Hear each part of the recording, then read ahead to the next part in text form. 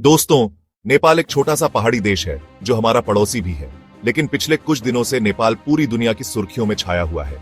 क्यों? क्योंकि वहां पर जेएनजी के विरोध प्रदर्शन ने सब कुछ बदल कर रख दिया है। संसद जल गई, लोग सड़कों पर आ गए और देश के प्रधानमंत्री केपी शर्मा ओली को इस्तीफा देना पड़ा। रिपोर्ट्स के मुताबिक वो देश छोड़कर भाग भी गए।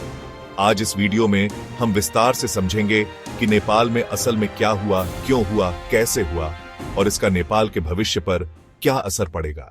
नेपाल की राजनीति हमेशा अस्थिर रही है। पिछले 15 सालों में लगभग 13 बार सरकार बदल चुकी है।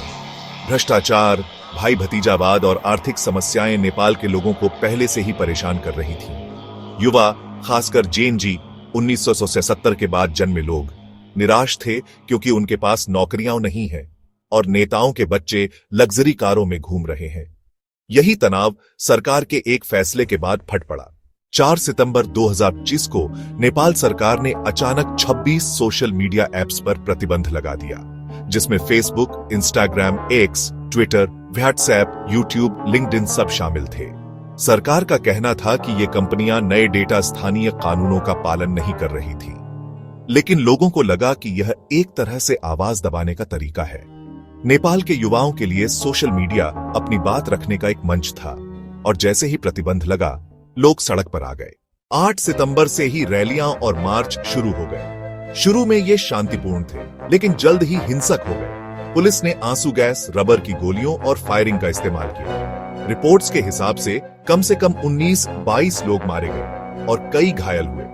विरोध का एक नारा था, नेपो किड्स हटाओ, भ्रष्टाचार खत्म करो।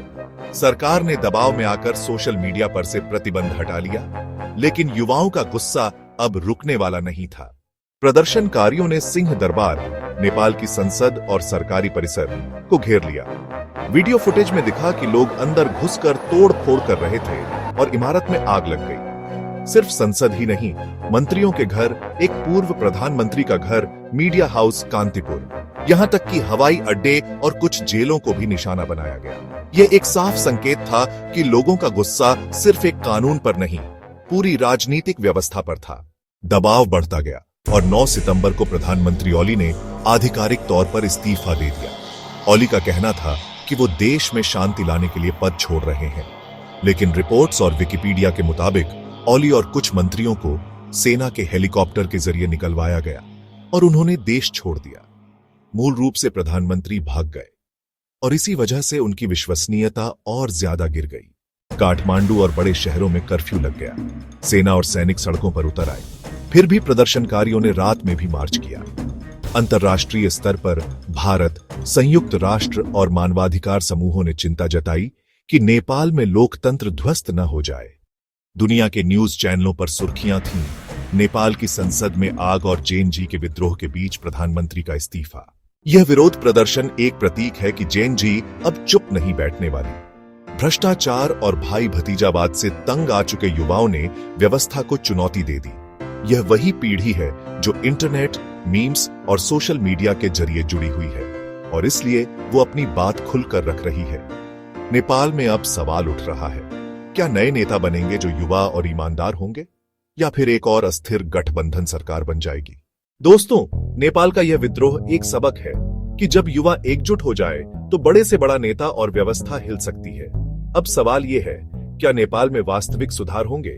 क्या भ्रष्टाचार और भाई भतीजावाद खत्म होगा, या यह बस नेपाल के राजनीतिक संकट की लंबी कहानी का एक और अध्याय बनेगा? आपको क्या लगता है, जेएनजी आंदोलन नेपाल का भविष्य बदल देगा? अपनी राय नीचे कमेंट्स में जरूर लिखना।